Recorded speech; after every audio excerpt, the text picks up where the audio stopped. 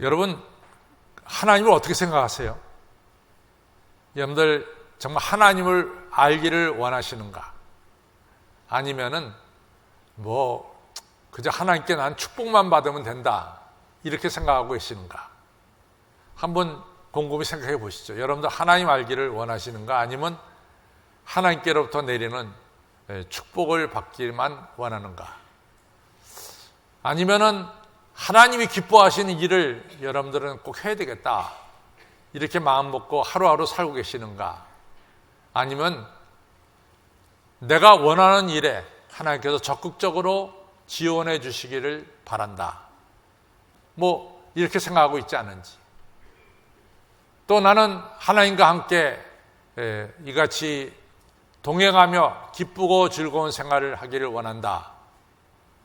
아니면은 하나님, 내가 기쁘고 즐거운 일 하는데 도와주세요, 이렇게 자기 육신적인 쾌락을 위해서 살아가는데 하나님의 도움을 필요하고 있지 않은지.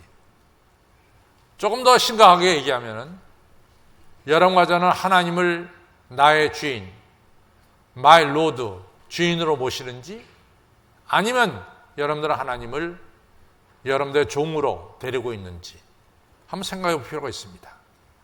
제가 여러분들에게 하나님을 주인으로 모십니까? 종으로 모십니까? 라고 물어보면은, 목사님, 그런 말이 어디 있어요?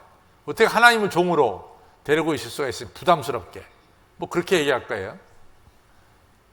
근데 잘 보세요. 정말 하나님이 나의 주인인지 나의 종인지 한번 살펴볼 필요가 있습니다.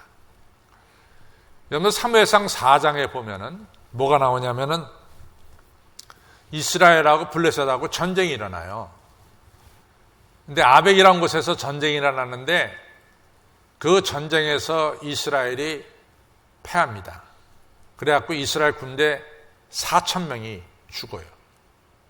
그러니까 그 전쟁을 패해놓고 나서 이스라엘 사람들이 서로 논의를 했어요. 왜 우리가 전쟁에 패했느냐? 패인 분석을 한 거죠. 그때 이제 나온 결론은 뭐냐면은 이 전쟁터에 우리가 하나님을 모시고 오지 않았다. 우리가 하나님 없이 전쟁을 했다. 이게 결론이었어요. 근데 아시다시피 여러분들 법궤, 우리가 법궤죠. 10계명이 들어있고 이 아론의 지팡이가 들어있고 만나가 들어있는 이 법궤는 하나님의 임재를 상징합니다. 그래서 여러분들이 성경을 보면은 이스라엘이 하나님 앞에 모여 섰더라 라고 말할 때는 어디 앞에 모여 섰냐면 법궤 앞에 선 거예요.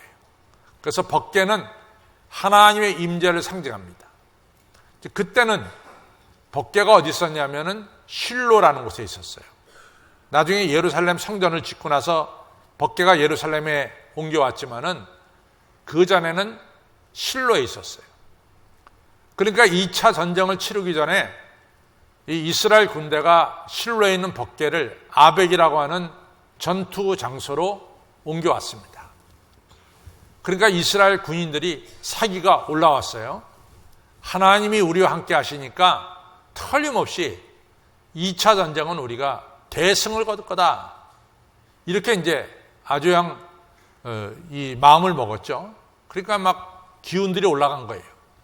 상대방 블레셋은 걱정이 됐어요. 야, 저 사람들이 1차전에 패배하고서도 저렇게 기운이 세구나. 2차전 잘못하면 우리가 지겠다.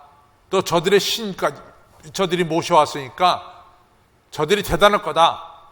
이렇게 생각하고 제2차 전쟁을 치렀습니다.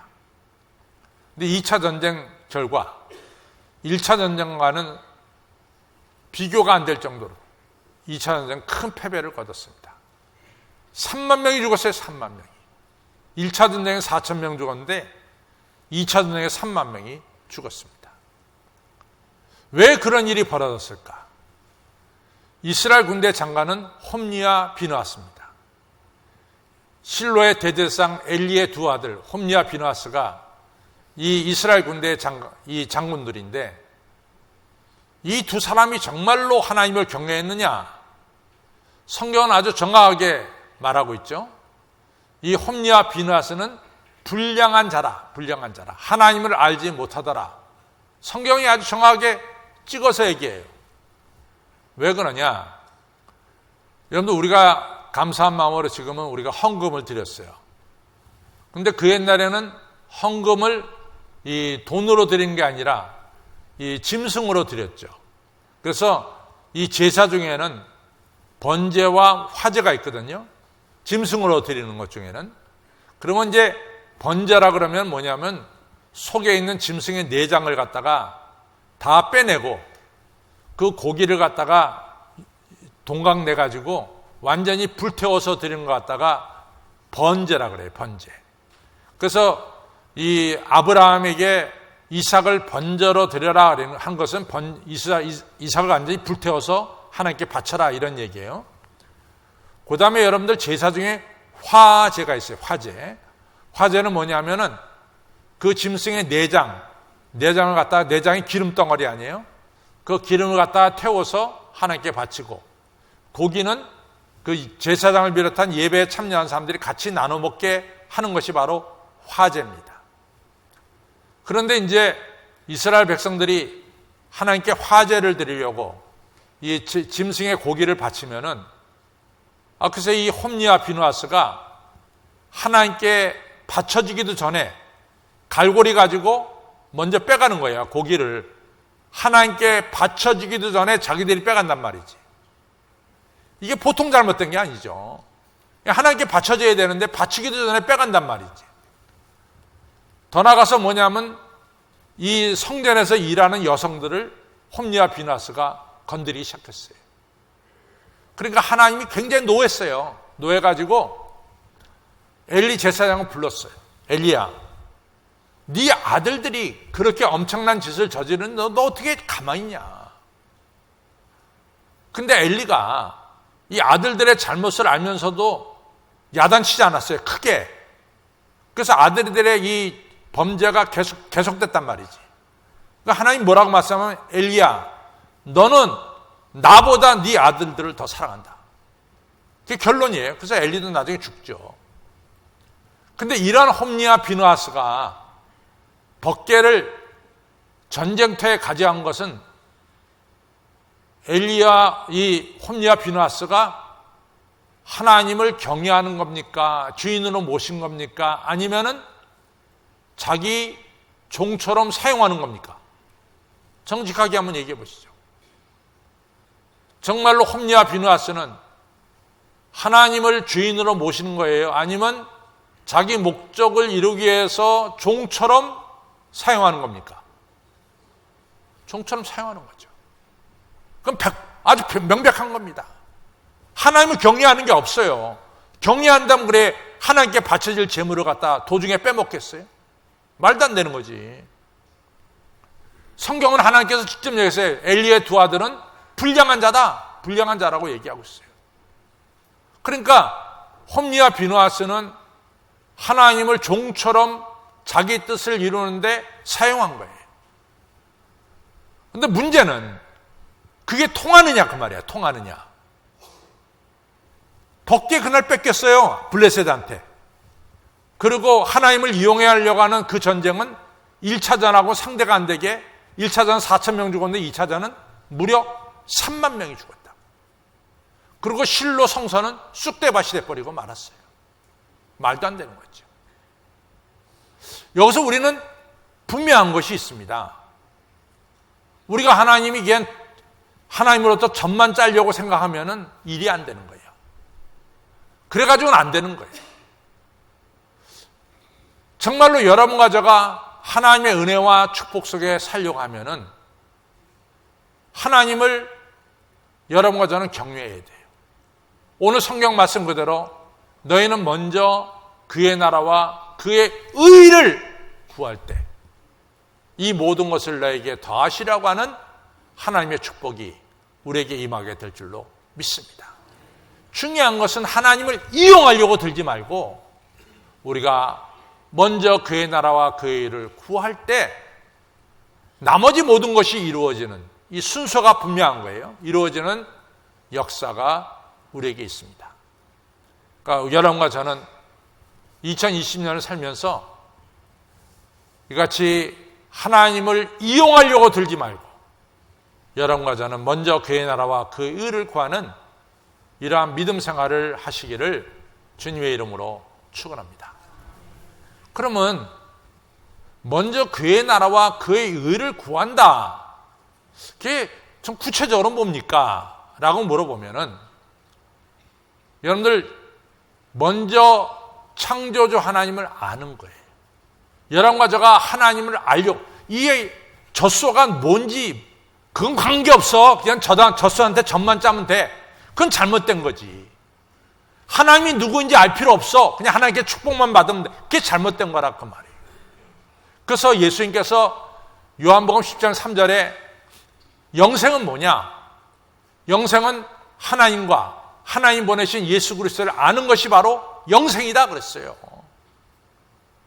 그러니까 먼저 그의 나라와 그의 일을 구한다라고 하는 것은 내가 믿는 하나님이 누군가, 그리고 예수 그리스도가 누군가를 우리가 좀 더 아는 것, 분명히 아는 것, 이게 먼저 그의 나라와 그의 의를 구하는 일이라 그 말이에요. 저는 사실은 이 모세를 갖다가 너무 존경스럽게 여겨요. 참 모세 훌륭한 분이에요. 모세가 왜 훌륭하냐? 여러 가지 많지만은 모세가 이제 이스라엘 백성들을 이끌고 출애굽에서 그 다음에 이 홍해 바다를 건너서 시내 광야에 이르렀죠. 그때 하나님이 모세를 시내산으로 불러 올려요. 그래가지고 40일 동안 모세에게 하나님께서 율법도 주시면서 돌판에다가 십계명을 써준단 말이죠. 그래서 모세가 양 가슴에 두 돌판 들고 시내산에서 내려와요. 내려오는데 산 밑에서 어떤 일이 벌어지냐면은 글쎄 이스라엘 백성들이 금송아지 만들고 거기 절하는 거예요.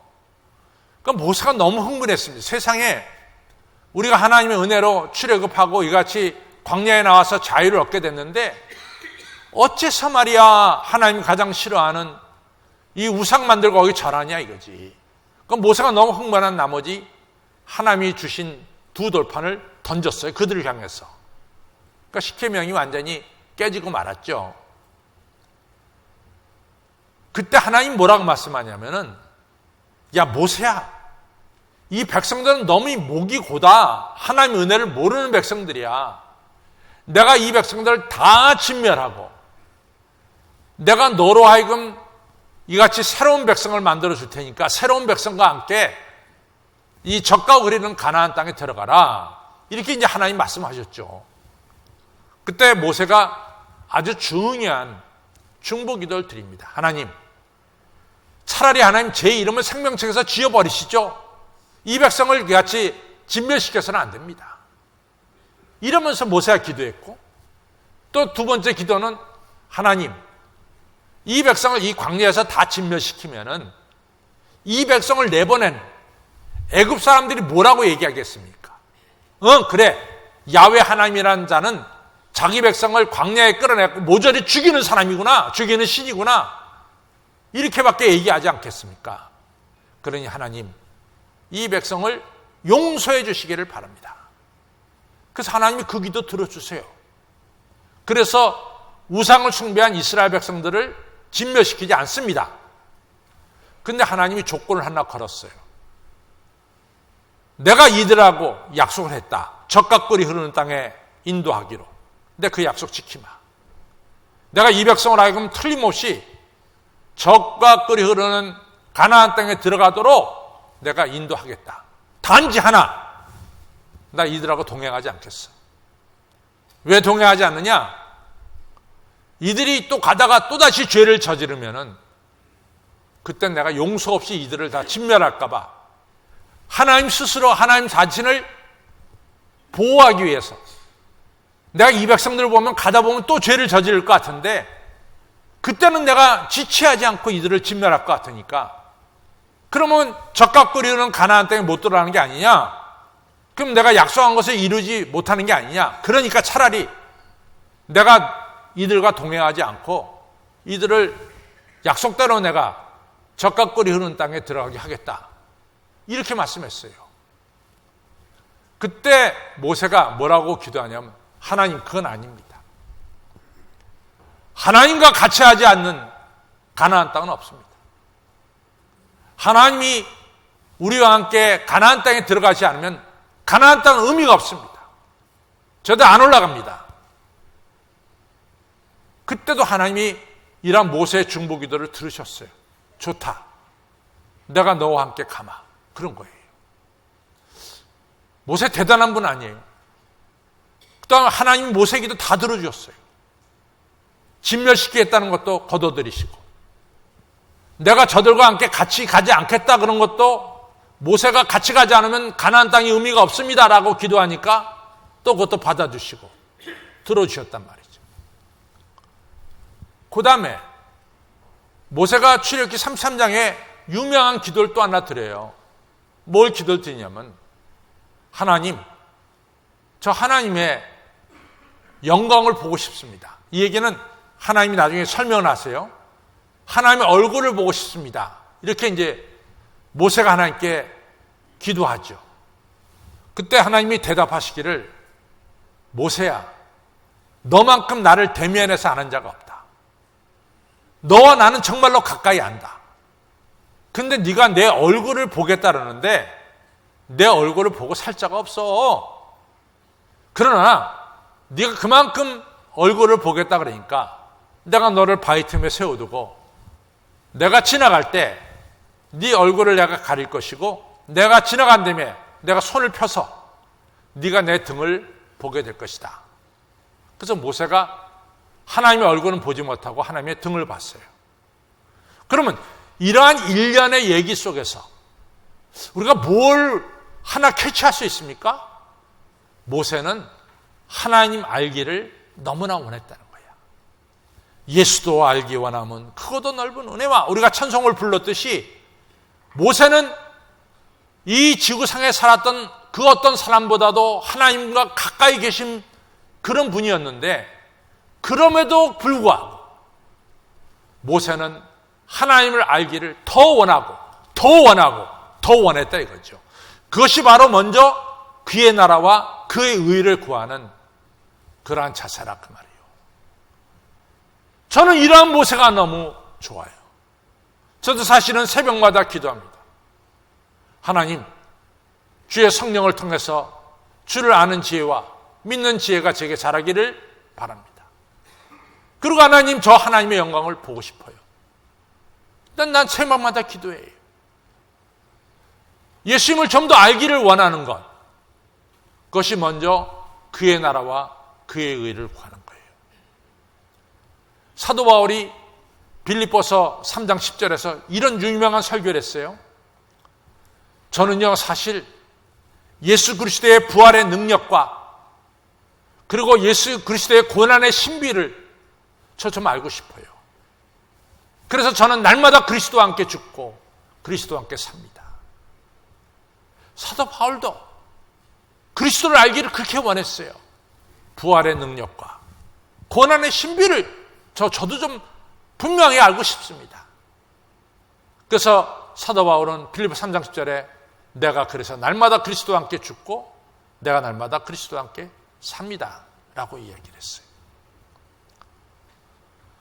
여러분, 먼저 그의 나라와 그의 의를 구한다는 게 뭐예요 도대체? 구체적으로 예수님 더 알기 원하는 거예요.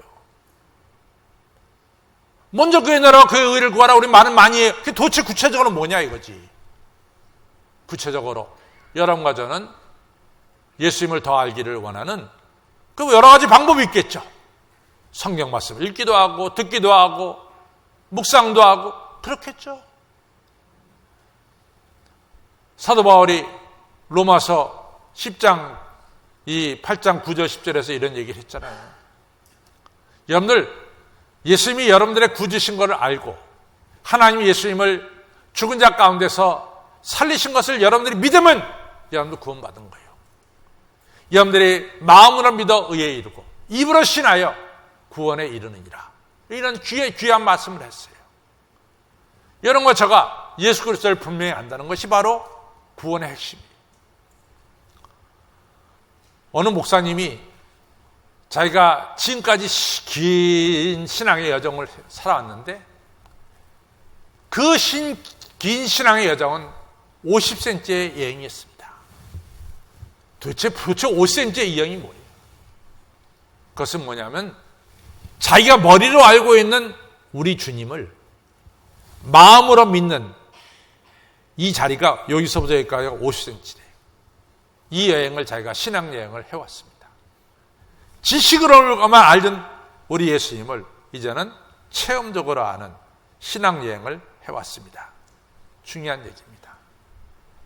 사랑하는 성도 여러분, 2020년 먼저 그의 나라와 그의 의를 구하시기 바랍니다. 그 첫 번째가 우리 주님을 이전보다 더 열심히 아는 이 한 해가 되기를 주님의 이름으로 축원합니다. 두 번째, 먼저 그의 나라와 그의 의를 구한다는 것은 뭐냐? 주의 이같이 존재해 나가는 거예요. 주 앞에 더욱더 이같이 예배를 드리러 나오는 거죠. 먼저 하나님 기뻐하시는 찬양과 영광을 하나님께 올리시길 바랍니다. 그것이 하나님의 보좌 앞에 나가는 거예요. 세 번째로는 그의 나라와 그의 의를 구한다는 게 뭐냐? 그것은 하나님을 경외하는 거예요. 하나님 두렵고 떨림으로 섬기는 거예요. 우리나라 기독교의 부흥은 1903년에 평양 산정형교회에서 회개의 역사를 통해서 한국교회가 부흥됐죠. 그때 길선주 목사님이 아니라 장로님이 회개 기도하면서부터 회개에 이같이 물결이 일어나서 1903년 우리나라 한국교회가 불같이 일어나기 시작했습니다. 미국의 교회 부흥이 언제냐? 1741년 7월 8일 날 조나단 에드워드 목사님이 이같이 뉴욕에서 설교하는 그 설교를 통해서 미국 교회가 각성하기 시작했어요.